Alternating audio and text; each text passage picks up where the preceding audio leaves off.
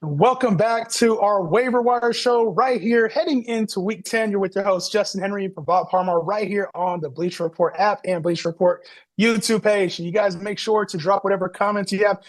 But today was a wild day because it was also the trade deadline. So the NFL trade deadline, there was a lot of things going on and a lot of potential trades that actually didn't happen in today, but there was also a few that did impact our teams.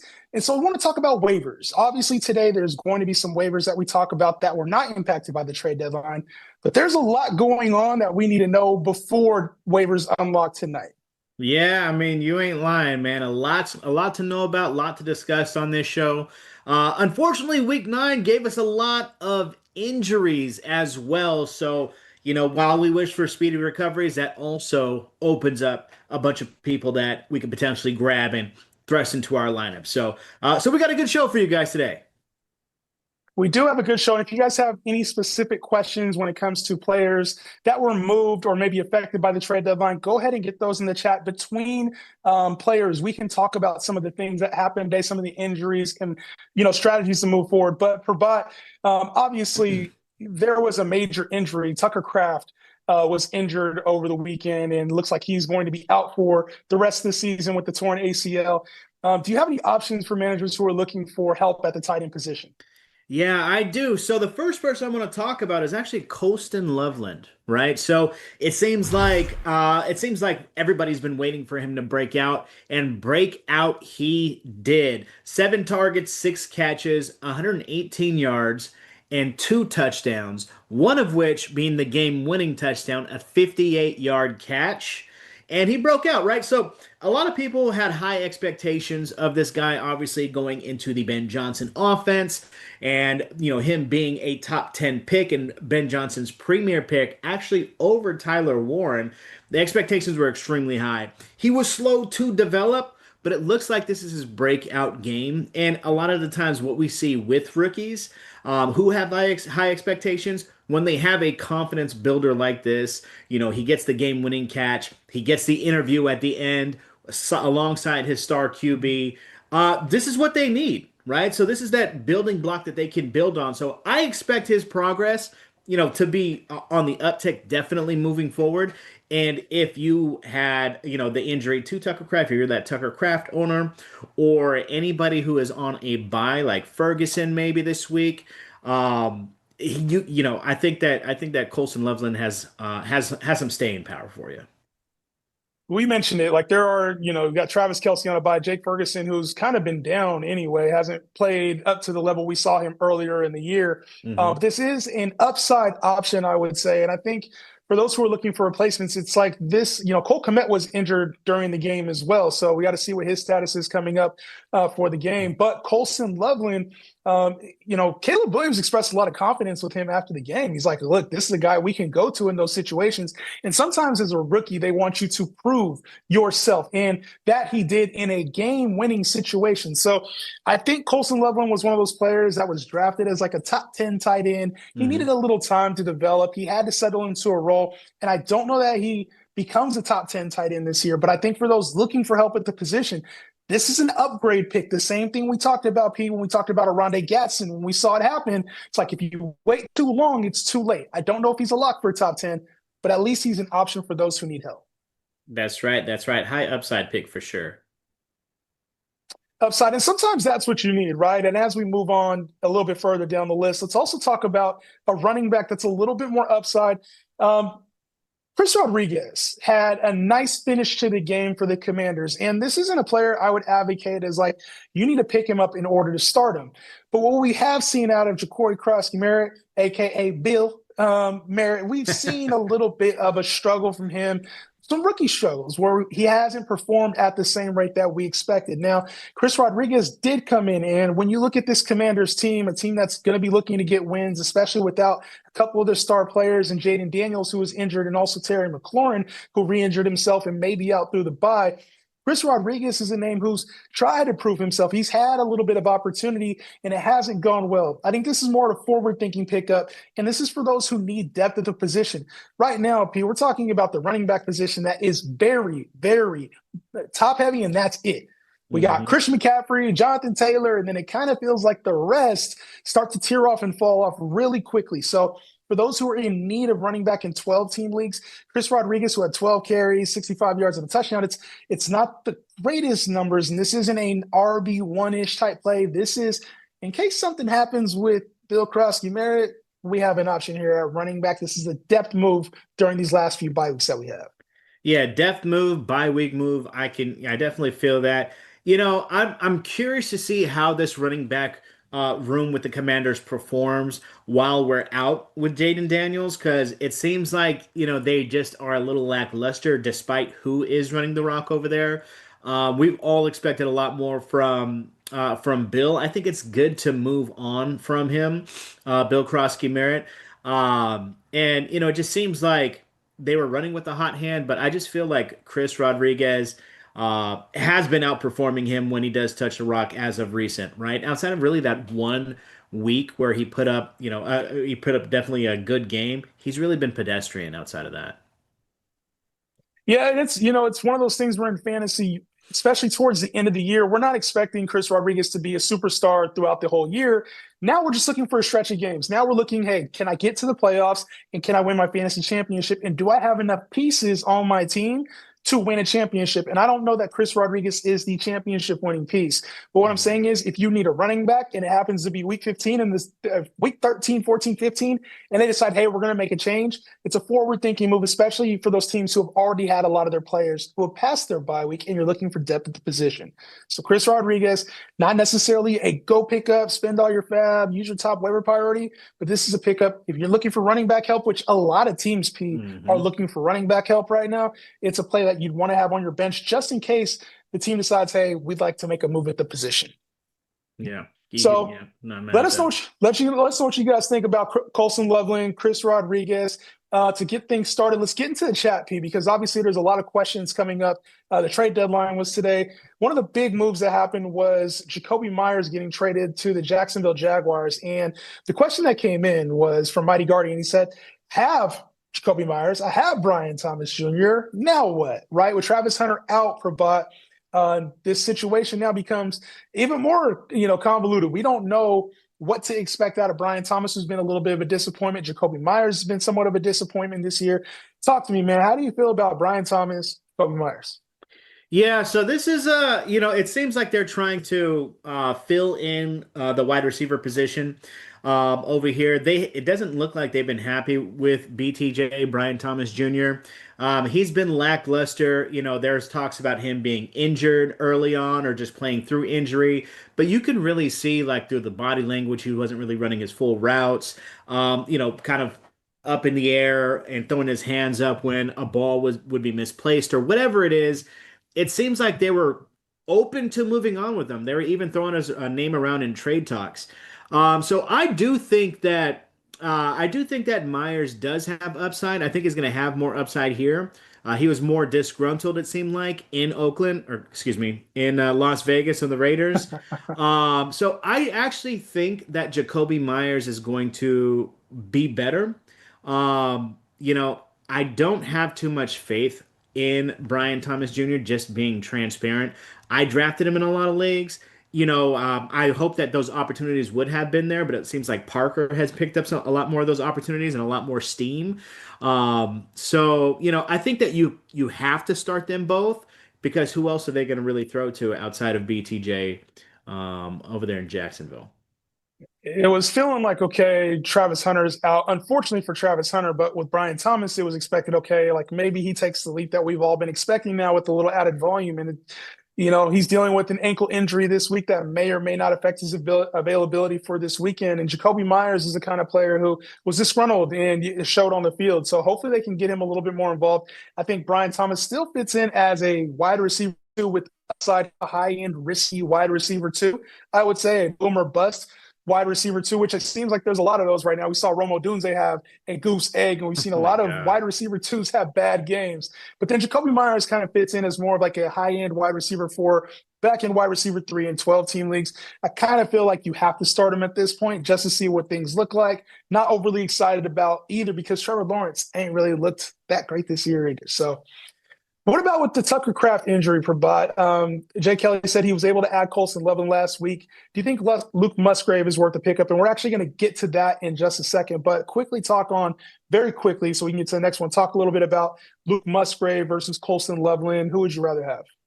So this is good. I mean, really quickly, I think there's more upside in, there's a lower floor in Colston Loveland for sure. We don't see rookie tight ends really like routinely pop off consistently outside of a few outliers, like, this year with Tyler Warren, a few years back with Kyle Pitts, his extravagant rookie year. So expect more leaps and valleys with Colston Loveland, whereas I do think that you're going to find some more consistency with Luke Musgrave. There's a gaping hole to fill.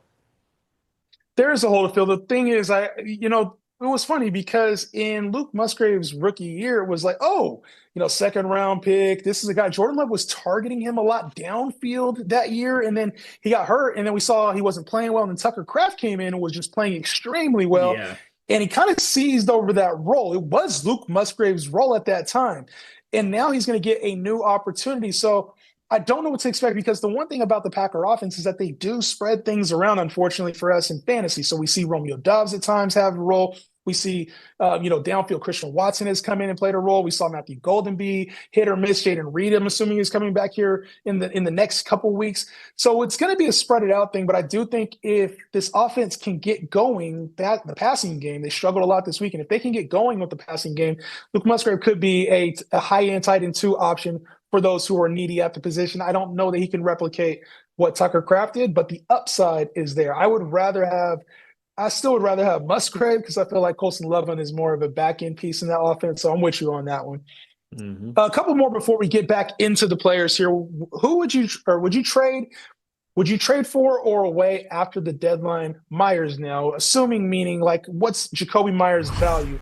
And so I think how to value Jakobi Meyers, P, in my personal opinion, is I think Jakobi Meyers is one of those wait and see players. He is, he's kind of been this wide receiver 4-ish type play for us. But if Brian Thomas is becoming a piece that they don't want to focus on, in the passing game for the Jaguars, if Jakobi Meyers was just truly playing disgruntled and he looks a little bit more of that wide receiver 3, he's been a productive player for us in the past.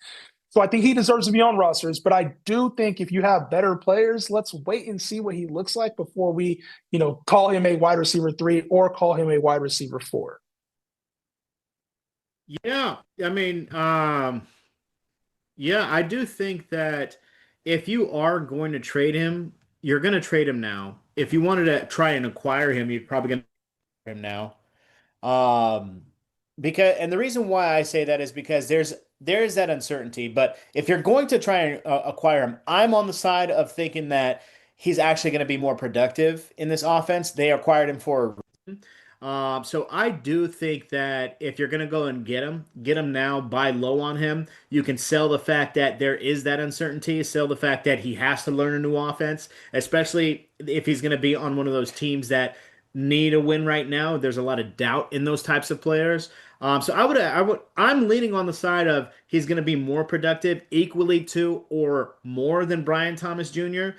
Because he seems like a replacement, right? And when you think about that, replacement of Brian Thomas's production prior to the injury, that he's out for 4 weeks, they were putting him as 100% an offensive weapon, right? That most recent For week Travis Hunter? for Travis Hunter, they were making Travis Hunter 100% of an offensive weapon. That week before he got hurt, he actually showed out as well and was the number one guy. So it looked moving on and fading out Brian Thomas Jr. and looking for a replacement in. So I'm more on the I'm on the Jakobi train.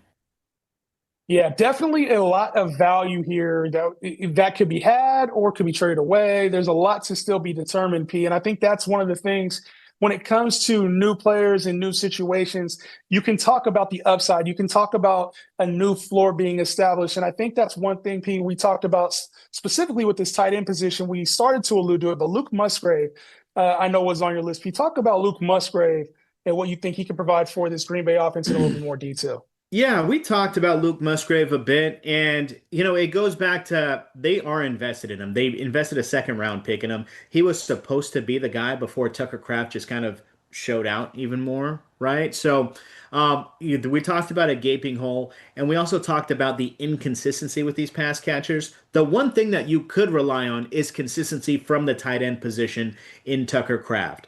So I do like the idea of Luke Musgrave. If he's out there, I think he is a must grab just based off of what Tucker Kraft was able to do in that offense.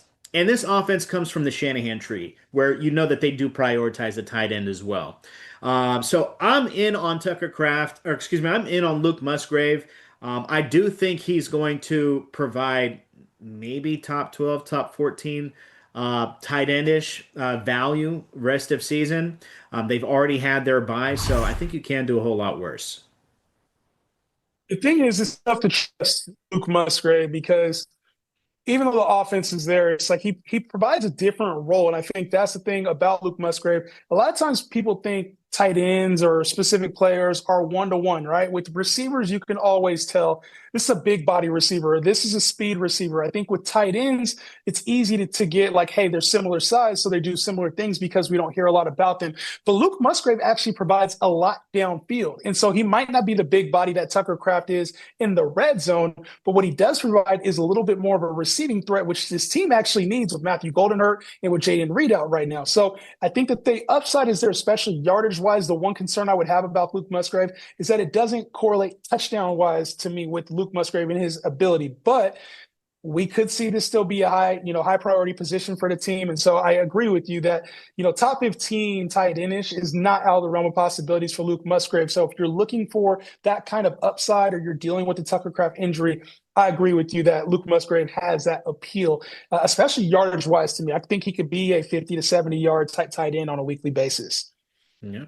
As far as the trade deadline goes, Peter, we did talk about Jakobi Meyers being traded to the Jaguars. Well, he was traded from the Raiders, and that leaves now even more of a gaping hole at the receiver position. We saw Brock Bowers come back last week and have an incredible game, but Trey Tucker, who kind of started the season red hot, hasn't played it the same role yet. Will have a lot more opportunity. And now that Brock Bowers is back, Ashton Jeanty should be better in his second half. This should open things up for Trey Tucker to continue to play that role that he did last at the first part of the season. And even towards the end of last year under Antonio Pierce, he was still playing at a highly productive level. So this is a player, if you're looking for upside flex plays or maybe consistent threats, I think the looks are going to start to come a little bit more his way. And he only had 4 targets last week and 3 catches. But as teams start to dial in now that they know Brock Bowers is back, he showed himself in a major way, and I'm sure Ashton Jeanty is going to show the same thing. I think Trey Tucker does provide some upside for teams who need that at the flex position, especially if you feel like your team is not up to par. This is the kind of player that can kind of make up the difference. If you have an inferior team, you need a big game, you need 100 and a touchdown randomly out of somebody projected for 8 points. This is the kind of player that can give you a little bit of that makeup ground. Yeah, you said it right there. Like a higher upside player, if you're going against one of those top teams and you need a boom week, Trey Tucker's the guy you're going to want to lean on, right? So think about older Chip Kelly offenses where back in Phillies where you have your Jeremy Maclins who is popping off inconsistently but still having huge weeks. That's kind of what I envision. This Chip Kelly offense they do rely on the number one wide receiver at least. They weren't getting what they wanted out of Jakobi Meyers, and I think that they like Trey Tucker a lot more, hence why they traded Jakobi Meyers. But yeah, no, I'm right there with you on that. Expect some peaks and some valleys, like I've mentioned before with other players, but his peaks can be pretty high. So when you're going against one of those higher scoring teams and you need like a boom week, this is the guy you're going to want to put in.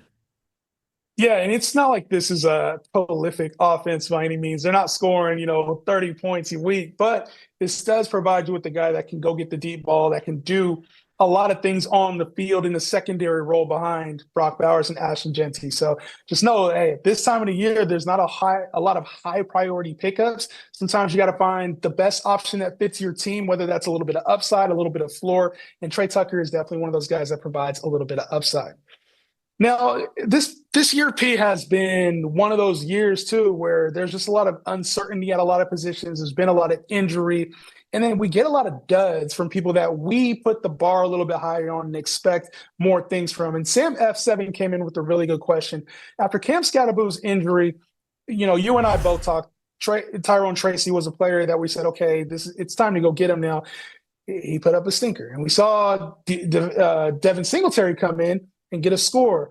Is this a sell or a hold right now? Is it a buy? Like, what do you look at when it comes to Tyrone Tracy and this Giants offense? See Jackson Dart continue to run in touchdowns. Like, where are you at with Tyrone Tracy? Tyrone Tracy, I do think is a buy. You can see like in that game, the game script kind of got away from them. And they managed to catch up a little bit later. I think that has something to do with it. Prior to Cam Scadaboo being and really showing that he's Cam Scadaboo, Tyrone Tracy was getting like 16 touches a game, and Devin Singletary wasn't really getting much. So I think this is a perfect opportunity to buy low on Tyrone Tracy. In this offense, we've seen him last year be successful in this offense. We know that Jackson Dart's running threat ability and just his ability overall, what he brings to that position, gives Tyrone Tracy a little bit more room to really work with. So I think you're going to buy him now, especially because all of the high hopes really are coming crashing down for those Tyrone Tracy owners right now. You could get him at a steep discount. I would go try and get him. Yeah, I'm with you there. I think Tracy's the kind of player just because the position is so thin. I was going through some of the rankings, and I actually on the other podcast I was talking about like Kenneth Walker. Somebody mentioned like should I drop Kenneth Walker? And I'm like, Kenneth Walker is top 10 in rushing yards right now, which is insane to say. RJ Harvey is like the RB 23 right now off really two strong games, and that's Yeah. about it. So it's like when you really think about the running back position, as much as we want to complain or say, hey, do we have other options? What other options do you have on your bench besides Tyrone Tracy that have a direct path to a starting role? So I think to give up on those players or to drop them is the wrong move right now. It's about time to kind of have some of those options on your bench. As we talked about with Chris, we're talking about Chris Rodriguez, PO, on this page. That's something obviously like I said, Tyrone Tracy, you might be right as far as buying that player. What about receiver, P? We talked a little bit about Trey Tucker there. Any other receivers you got your eye on or maybe kind of looking at right now as maybe even some deeper options if needed? Yeah, kind of keeping it consistent with the rookie breakouts. We've seen Torrey Horton kind of show out this week against the Commanders. He had some pretty good, he had a pretty good game, two touchdowns, and was really getting open. That could be due to a lackluster secondary that they were going against. They probably just caught them all by surprise. But nevertheless, when you have a rookie that has a breakout game like that, it's going to put people on notice, right? It's going to build him some confidence up. So that's one of the reasons why I would consider him. Now, of course, Shaheed getting traded to them, it does put a damper in it. So if he's out there, this is a guy that I would recommend taking a look at. Should like waivers pass, you don't have to put you don't have to put a waiver priority on him. But he's somebody who's going to get overlooked and going to get missed, and with all of the bye weeks going on right now, with the Bengals, the Cowboys receivers, the Chiefs, I think you can sneakily grab him for next to nothing. Yeah, you can. And, the Rashid Shaheed trade obviously does bring a little bit of, uncertainty to his role. But the thing is, he knows the offense. Rashid Shaheed doesn't know the offense. So even if this is a short-term pickup, as you mentioned, Jamar Chase is on a bye. T. Higgins is on a bye. CeeDee Lamb is on a bye. George Pickens is on a bye. Like, Rasheed Rice is on. There's so many receivers on buys this week. It's like this is a guy that knows the offense and can step in, especially Cooper Kupp is out again this week. So I think Torrey Horton is one of those players. It's not going to be an exciting name. As you mentioned, it's not a player you want to rush to pick up. But if you're looking for depth at the position or maybe you need a starter for the next week or two, especially with these buys hitting, I agree. Torrey Horton is a name. We talked about it here on the show before, P. It's a name that you can pick up and have a little bit of upside with the team that's increasingly trusting him throughout the process.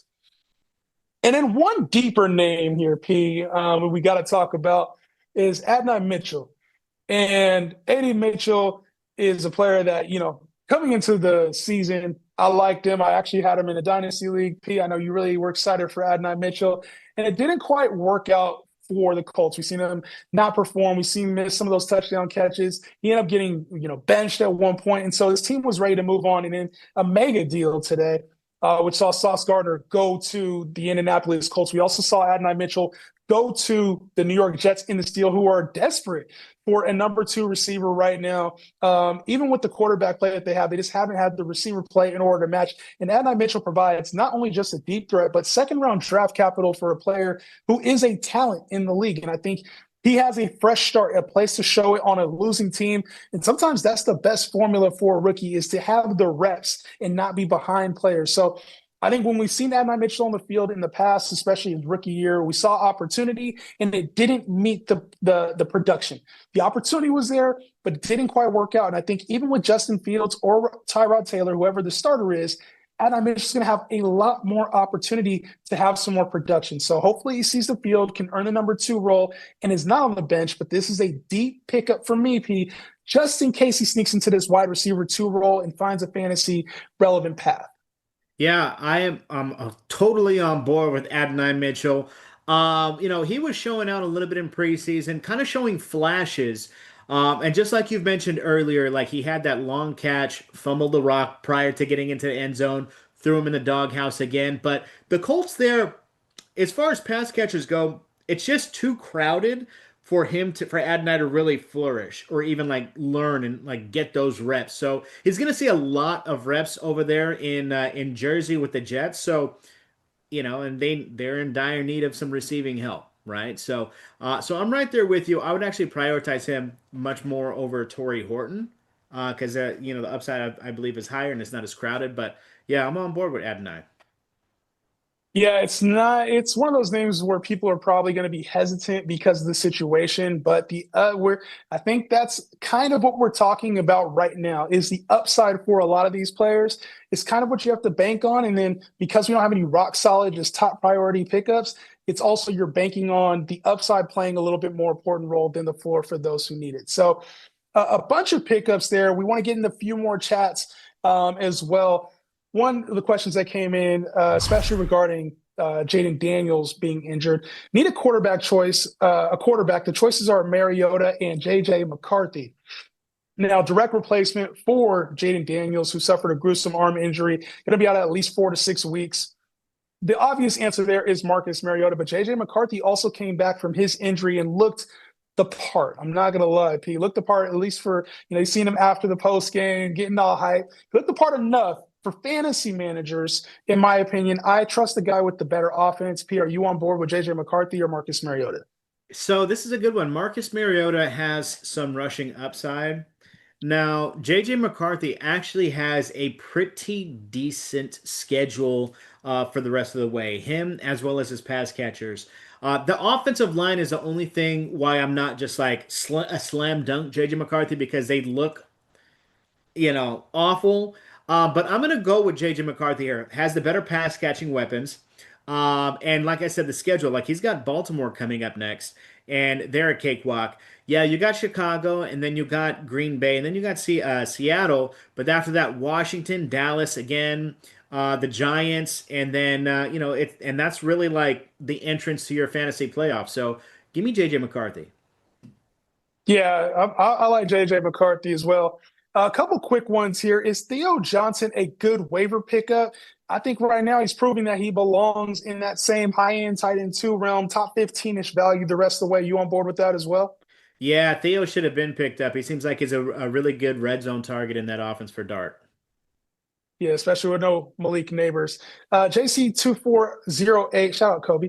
I need a running back. Do I trade Hall or Henry with Debo for another RB1? Do I trade Hall or Henry with Debo? And I think with Debo, you might want to hold on to him with Terry McLaurin out. It looks like he might be out through the team's bye week 12. So it's another 3 games right there, 4 games that you have with Debo as the number one.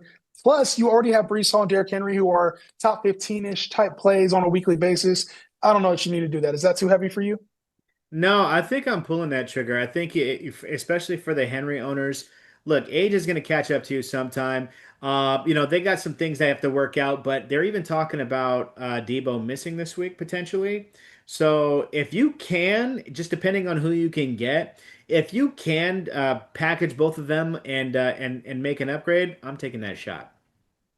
Yeah, especially if you can get like that. If you can somehow get in that CMC, Jonathan Taylor, Jameer Gibbs, Bijan's here, definitely make that happen.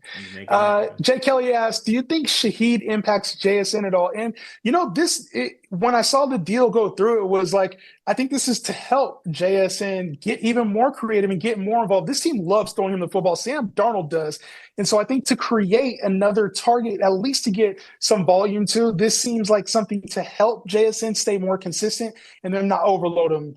You're shaking your head, so I'm assuming you're right there with me, man. We're seeing Yeah, the game the same.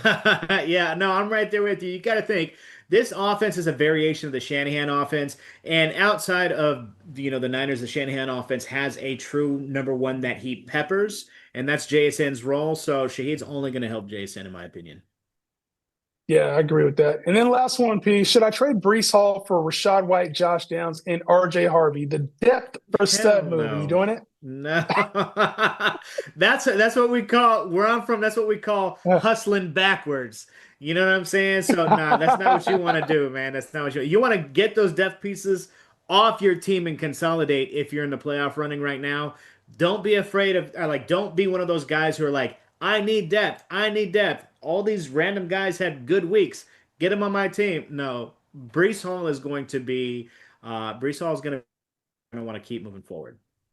The only thing I'll say with Brees Hall is, yes, I know he is playing for a contract, but seeing all his buddies get shipped out today, Quinn Williams, and we saw Sauce Gardner, sometimes at the end of the season, that little, I don't know, my ankle kind of hurt, my hammy kind of Hmm. hurt. I'm frustrated might show out because I think Brees Hall proved that maybe he's not the elite back that he was a couple years ago, but he's still a good back in this league.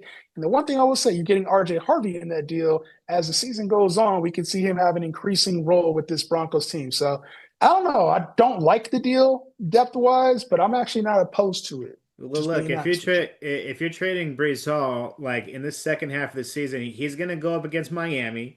He's going up against Baltimore.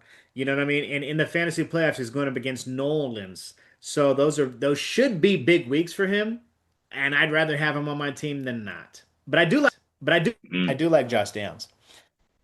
Yeah. Well, hey, listen, guys, we went over a lot of names today. Obviously, a lot in the trade deadline. There's a lot of names here with upside. Want to just kind of go over them again. We had Adonai Mitchell, receiver now for the New York Jets, who was traded, does have some upside. This is more of a see what the role is. You want to make sure you're not missing out on the potential upside there. Torrey Horton, who does know the Seahawks offense. Obviously, there was Rashid Shaheed that was brought over, but Torrey Horton still had nice game last week, can still expect to be a consistent threat as a rookie. We also had Trey Tucker with Jakobi Meyers now on Jacksonville. This opens up the door for him to be a high upside flex. Luke Musgrave steps into a new role right now with Tucker Kraft out with the ACL injury. High upside yardage type play, not a one-for-one switch as far as Tucker Kraft, but an upside player as a top 10, as a top 15 tight end. We also have Chris Rodriguez, a depth running back piece with the position being very thin this year. Want to have some upside on our benches. And then Colston Loveland, the top pickup this week as far as tight ends after his breakout performance and game-winning touchdown. Looks like he is stepping into his role. P, as we head into this week, this is a defining week for a lot of teams here. Any advice for teams that are maybe considering trades, panicking on their record, looking to get into the fantasy playoffs as we head into week 10? Yeah, if you're looking to get into the fantasy playoffs, you got to win by any means necessary. Don't fall in love with your players. Make sure everybody and anybody is tradable if you're fighting for that win spot. If you have those players on buy, your Jamar Chases, your T. Higgins, and if you can sell them for some win now pieces, again, if you're in that position, then I would do so. If you're a top dog, top 3 or 4 or 5 seed, prey on the weak. Hunt time. Smell that blood in the water. Be a shark. Be a shark and go grab who you want, boy, because they're desperate and they need you. And if you've been following us and you've been taking our notes and taking our advice, chances are you're one of them top dogs. Yes, and this is one of those times too. Strategy matters, and so be strategic. Make sure you're looking ahead at buys, and make sure you're also looking ahead at matchups. This is the time to start doing that and start positioning your roster to be able to be in position to win a championship, baby. That's why we're talking so much upside here, because once you get that championship, nobody could ever take that away from you.